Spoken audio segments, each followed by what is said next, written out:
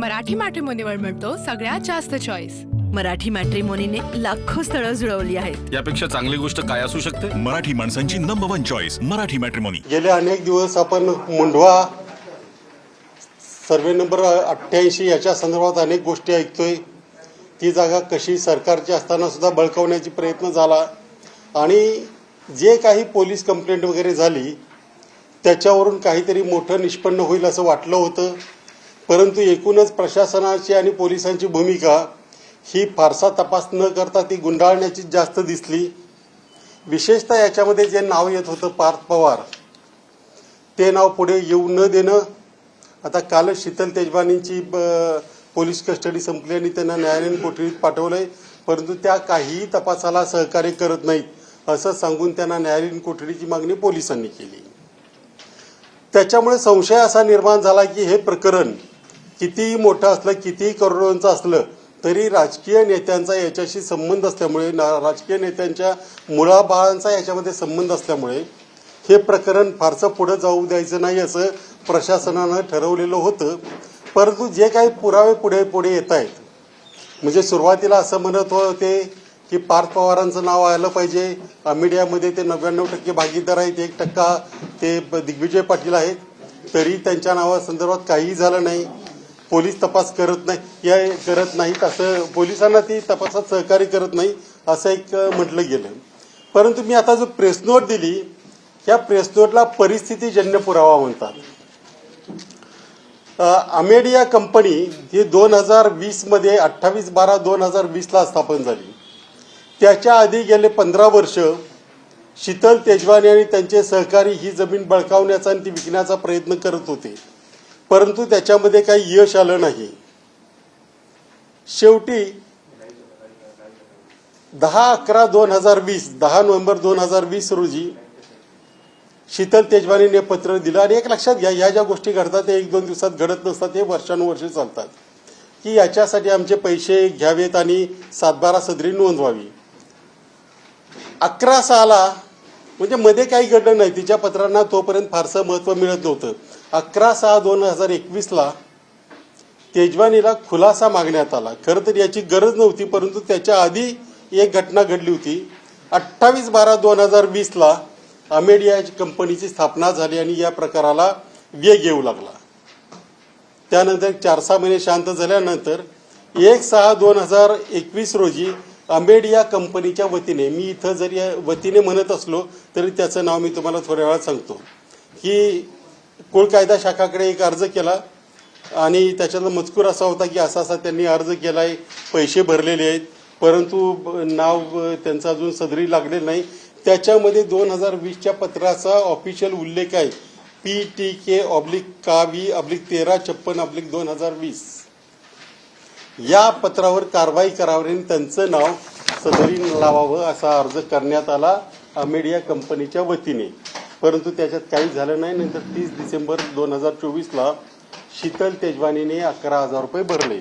आता त्याच्यात वाद आहे असा की त्यांनी खरंच पैसे भरले का वगैरे हे सगळं बोलतायत, परंतु शीतल आतापर्यंत त्याचा पुरावा जो होता त्याला काही फारसा अर्थ नाही असं ते म्हणत होते, परंतु आता जो पुरावा पुढे आलाय त्याच्यामध्ये शीतल तेजवानीने जे पैसे भरले त्याच्यावर तिने पैसे भरल्या संदर्भामध्ये ॲक्नॉलेजमेंट मागितलेले आणि त्या ॲक्नॉलेजमेंटवर रेव्हेन्यू ब्रँचची सही सुद्धा आहे, शिक्का सुद्धा आहे, म्हणजे ते पैसे भरले होते असं त्यांचं म्हणणं आहे।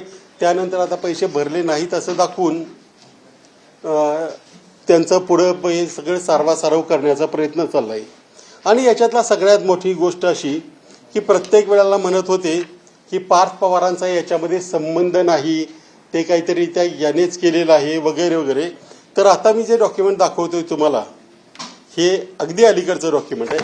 साधारणपणे 4 आणि 5 नोव्हेंबरला हा प्रकार उघडण्यात आला आणि 6 नोव्हेंबर 2025 एक पत्र देण्यात आलंय। त्याच्यामध्ये असं म्हटलंय की अशा आम्ही प्रॉपर्टी ती नावावर घेतलेली आहे, कायदेशीर पैसे भरले वगैरे सगळं झालंय, आणि तरीही अजून पेपरमध्ये ज्या बातम्या येत आहेत त्यामुळे आम्ही व्यथित झालोय आणि आम्हाला त्या संदर्भात तुमच्याकडे काहीतरी सांगायचं असं जिल्हाधिकाऱ्यांना पत्र दिलेलं आहे।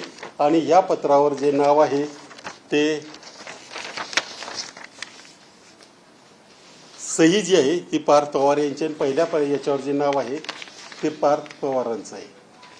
ही 6/11ची सही आहे आणि पार्थ पवारांची सही आहे.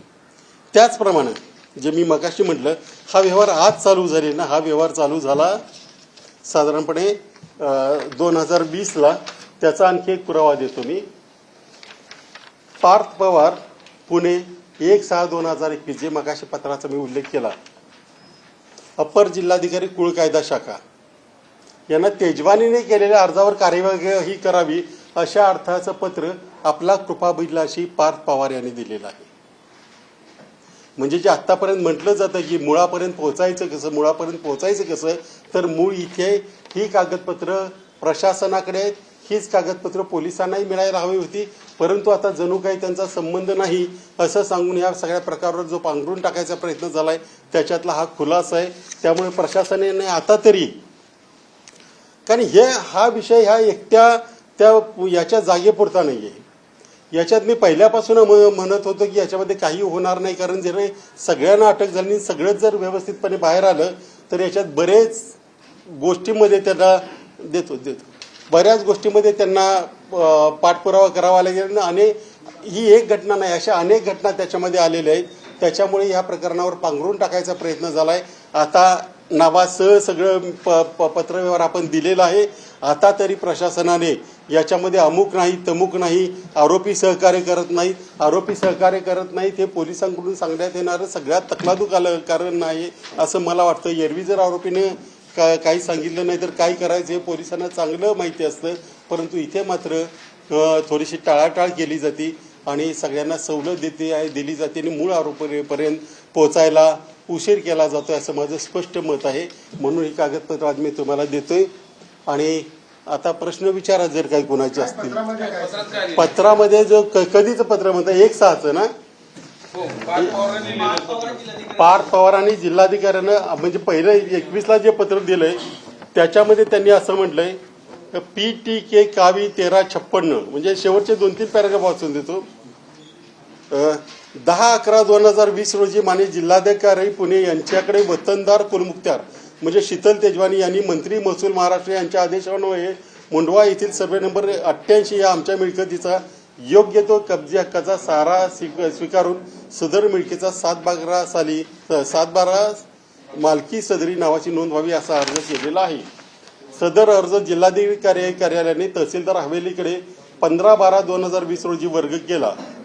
सदर अर्जातील मिळकतीनुसार अनुसरून जिल्हाधिकाऱ्यालयाकडे सादर करावा असा जिल्हाधिकारी यांनी आदेश पारित केलेला आहे. आत्तापर्यंत सगळे जिल्हाधिकारी म्हणत होते की आम्हाला काही माहिती नाही, यापूर्वी हे प्रकरण वर कधी आलंच नाही, खालच्या खाली सगळं चाललंय, तर तसं नव्हतं. याचा हा पुरावा आहे. आणि याचा आणखी पुरावा हा कालची जी तुमची ही नोट होती, ज्याला रिमांड नोट होती, त्याच्यामध्ये त्यांनी केलेलं आहे. तो खुलासा माझा नाही, हेच त्या रिमांड नोटमध्येही म्हटलेलं आहे. त्याच्यामुळे विजय कुंभार म्हणतो याच्यातला भाग नाही हे त्याच्यामध्ये. परंतु 15/12/20 पासून आज पावेतो सदर अर्जासंदर्भात काही कामकाज झालेले नसल्याने वतनदार कुलमुखत्यार यांच्यातर्फे प्रस्तुत अर्ज दाखल केलेला आहे. तरी आपणास विनंती की 10/11/21 म्हणजे PTK म्हटला तो रोजी दाखल प्रकरणाची तात्काळ सुनावणी करून 10/11/20 मधील अर्जात नमूद केल्याप्रमाणे वतनदारांतर्फे कब्जे हक्काच्या साऱ्याची रक्कम भरून घेऊन मिळकतीच्या 7/12 रेकॉर्डला नोंद करण्यात यावी. हे पार्थ पवार यांनी 2021ला दिलेलं पत्र. आणि हे जे आत्ता पत्र दिले 6/11ला, त्याच्यामध्ये असं म्हटलंय की असं सगळं कालपासून बातम्या येत आहेत. At the very outset we wish to place on record that the said property has been lawfully bona fide and validly acquired by us after scrupulously following every legal formality and due process prescribed under the applicable statutes.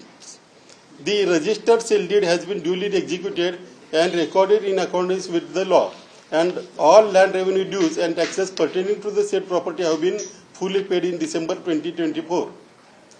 However, to our utter shock and dismay, certain sections of the media as well as a few political personalities have recently begun circulating allegations imputing irregularities and suggesting fraudulent conduct in the relation of the said transaction.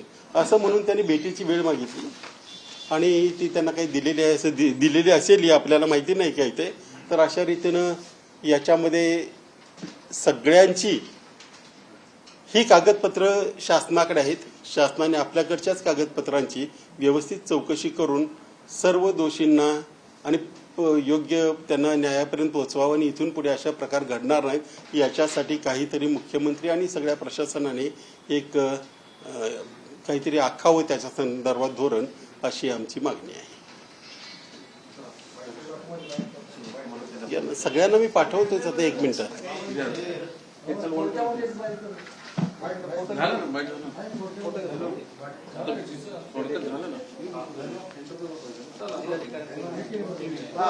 Sir, थोडक्यात पार्थ पवारचं काय तुमचे आरोप आहेत? म्हणजे पत्र सादर केले त्यावरती काय? याच्यामध्ये पूर्वी ज्याप्रमाणे सांगितलं जात होतं की पार्थ पवारांचं नाव डायरेक्ट कुठेही येत नाही वगैरे वगैरे सांगून मूळ सगळ्या प्रकरणाला बगल दिली जात होती. तर आता ही जी काही 2 पत्रं आपण सादर केलेली आहेत, ही पत्र शासनाच्या दरबारी आहेत. त्याच्यातला जर ज्याला परिस्थितीजन्य पुरावा जर बघितला तर त्याच्यातले कंटेंट सगळे जुळतायत आणि शिवाय त्यांनी दिलेलं पत्र मी आता सगळ्यांसमोर ठेवलेलं आहे. याच्यातून पार्थ पवार हे या संपूर्ण प्रकारामध्ये ॲक्टिव्हली भाग घेतला होता हे याच्यातून सिद्ध होतं. त्याच्यामुळे पोलिसांनी आता तरी सर्व आरोपींची सखोल चौकशी केली पाहिजे अशी माझी मागणी आहे.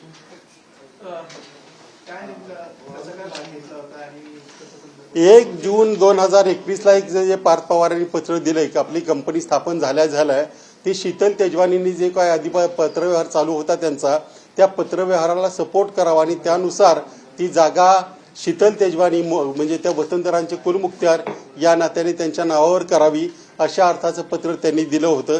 तसंच आता ही कंट्रोवर्सी साधारणपणे नोव्हेंबरच्या पहिल्या आठवड्यात चालू झाली. त्यानंतर त्यांनी पत्र दिलं जिल्हाधिकाऱ्यांना की आम्ही सगळ्या कायदेशीर प्रक्रिया पार पाडून ही जागा खरेदी केलेली आहे. त्यामुळे जे काही बातम्या येत आहेत त्यामुळे आम्ही व्यथित झालोय. त्यामुळे आमची बाजू मांडण्यासाठी आम्हाला संधी देण्यात यावी असं त्यांनी पत्र दिलं. याच्यावरून स्पष्ट दिसतं की पार्थ पवार हे सगळ्या डीलमध्ये हे ॲक्टिव्हली पार्टिसिपेट होते. किंबहुना त्यांनी पत्रसुद्धा दिलेले आहे. त्यामुळे आता पोलिसांना आणि प्रशासनाला विनंती आहे की याच्यामध्ये विलंब करण्यापेक्षा ही कागदपत्र तुमच्याकडचीच आहेत, तुमच्या समोरच आहेत, परिस्थितीजन्य पुरावासुद्धा तुमच्या समोरच आहे. अशा स्थितीमध्ये अमुक जण नाही अमुक जण त्याच्यामध्ये काही दोषी आढळून येत नाही असं म्हणण्यापेक्षा सर्व दोषींची कसून चौकशी करावी आणि पुन्हा असे प्रकार घडू नयेत यासाठी धोरण आखावं अशी आमची मागणी आहे. स्टॅम्प ड्युटी संदर्भात एक अधिवेशनात निर्णय बदलला तो पार्थ पवारांना क्लीन चिट देण्यासाठी काय? नाही पार्थ पवारांना क्लीन चिट देण्यासाठी असं त्याला आता मी म्हणणार नाही. कारण काही असलं तरी कायदा हा कायदा असतो. कायदा कधीही रिट्रोस्पेक्टिव्ह इफेक्ट लागू होत नाही आणि आता तो लागू झाला आहे आणि तो साधारणपणे पुढच्या अधिवेशनात वगैरे मंजूर होईल. परंतु मूळ मुद्दा असा आहे याच्यामधला की ज्या पद्धतीची अमेंडमेंट आणलेली आहे ती मात्र इथून पुढे जे काय असे घोटाळे घडतील त्याच्यामध्ये पांघरून टाकण्याला उपयोगी पडतील अशा अर्थाची ती अमेंडमेंट आहे. त्या अमेंडमेंटची काही गरज नव्हती परंतु ती आणली. याचा अर्थ आतापर्यंत ज्या गुन्ह्यावर आरोप झाले तसे आरोप परत होऊ नयेत किंवा त्याच्यातून पळवाट काढता यावी यासाठी ही अमेंडमेंट केली असं शंका घ्यायला जागा आहे. मराठी मॅट्रिमोनीवर मिळतो सगळ्यात जास्त चॉईस. मराठी मॅट्रिमोनीने लाखो स्थळं जुळवली आहेत. यापेक्षा चांगली गोष्ट काय असू शकते? मराठी माणसांची नंबर 1 चॉईस मराठी मॅट्रिमोनी.